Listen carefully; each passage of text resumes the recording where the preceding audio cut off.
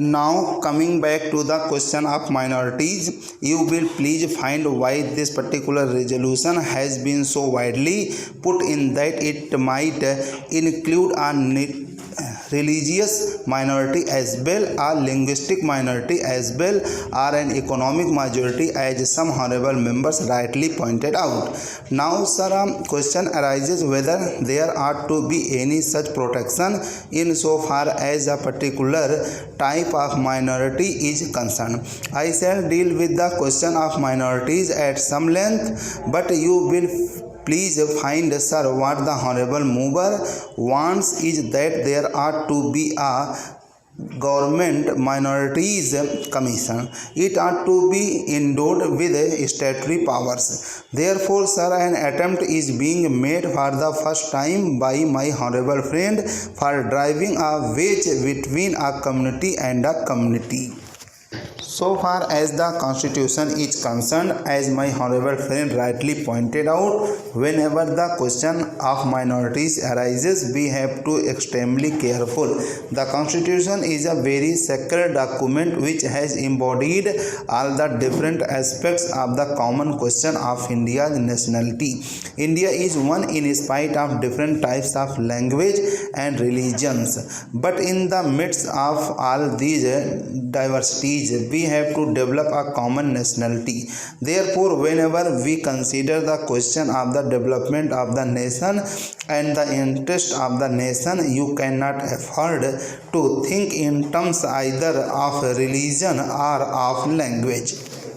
It is true, sir, that there are different religions. It is also true that there are different languages. Therefore, a question arose and the framers of the constitution had to devise a constitution in the midst of the unity of India with certain diversities here and there. For that purpose, what they did was they devised a common nationality for the whole of India, and insofar as religious minorities were concerned, they were given certain rights. I would not go into the details regarding the provisions of the fundamental rights regarding the practice of religion. Certain rights have been given to the religious minorities, and beyond that it would not be proper to bring in the religious minorities for political rights. For that we have to be extremely careful. I would also point out that while we have to develop a common nationality, the members of the Indian nation have to understand that we are one nation. Therefore, certain rights in respect of religious minorities were given. They were fundamental rights, and most of them are justiciable rights. Here we stopped so far as the religious rights were concerned.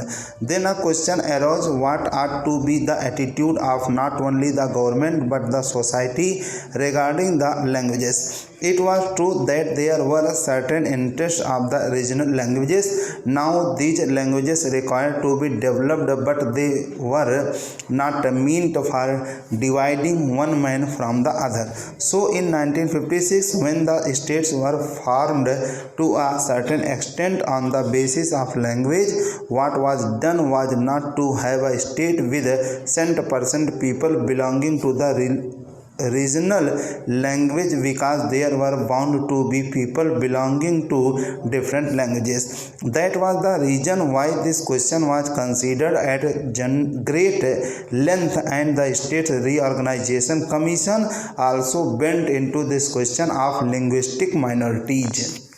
It was bound to arise here and there because they were likely to feel that their rights and safeguards given to them might or might not be properly implemented. So this question was considered first by the States Reorganization Commission, and they dealt with the question whether we should have a permanent minorities commission.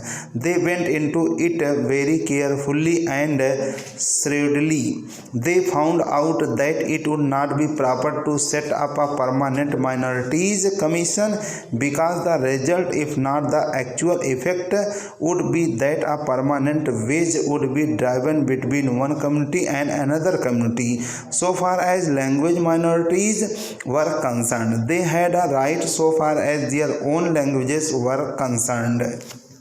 They had also an obligation to understand the language of the majority in the particular state. It is only by thus coming together that the members of the two language groups would come together and would harmoniously develop, but it was found at the time when the States Reorganization Commission had to consider this that some machinery should be devised for safeguarding the rights of linguistic minorities only, and after full consideration what was considered was that only in respect of linguistic minorities certain rights should be extended and certain rights should be safeguarded, and an officer should be appointed by the president for making a report on the question whether these rights of the linguistic minorities are not properly safeguarded. Coming to the internal affairs of the country, Madam Deputy Chairman, the policies of the Government of India for the last 60 years have been so manipulated that the rich people are becoming richer and the poorer sections of the people are becoming still poorer. The committee that has been appointed to investigate into the question of the distribution of income has not yet given its verdict, but it is common knowledge that the people who are in the higher ups have become more rich and the people in the lower rung have become poorer. The prices of essential commodities that the peasants and the workers use have gone up so high that they are not within the reach of the mass of the people of the country. Government have not taken adequate steps to bring down the prices and to stabilize the prices as was recommended by the Food Grains Committee. We are now in the 11th plan. While the plans are progressing, the number of the unemployed in the country is increasing. This is a very anomalous position. It is the government alone that can explain why, in spite of the plans, the unemployment problem is becoming more and more acute. As was rightly pointed out yesterday by some speakers, our agriculture has not been paid due attention that should have been paid to in a country where 80% of the people live on land. Some 3 or 4 years back, when Mr. Ajit Prasad Jain was the Food and Agriculture Minister, he was made to resign under shady circumstances as one who had proved not capable of solving the food problem in the country. A suggestion was thrown that the portfolio of agriculture should be handled by an important and senior member of the cabinet, and particularly in the states by the chief ministers of the state. But nothing of the sort has happened. Whatever increase in food grains output we have obtained is not because of any increase in the yield per acre, but because of extensive cultivation. More land has been brought under cultivation and some irrigation facilities have now been provided. But the increase that we have seen is not in keeping with the demand that is necessary for us to feed 400 million in India. So whatever industrial development we want, the basic factor is that our agricultural economy should be improved.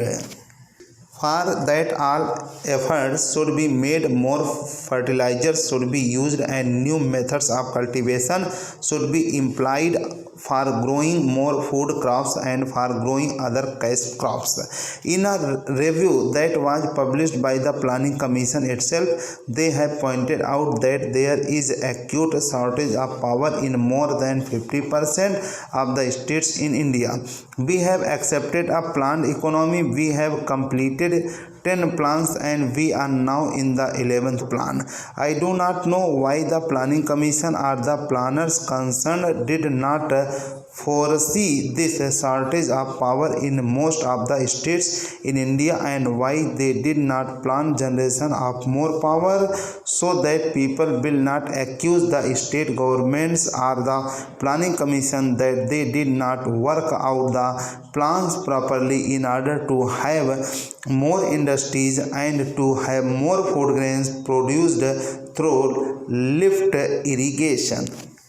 In most of the states in Andhra, in West Bengal, in Bihar, in Karnataka, there is power shortage. Whatever power is available now is being rationed.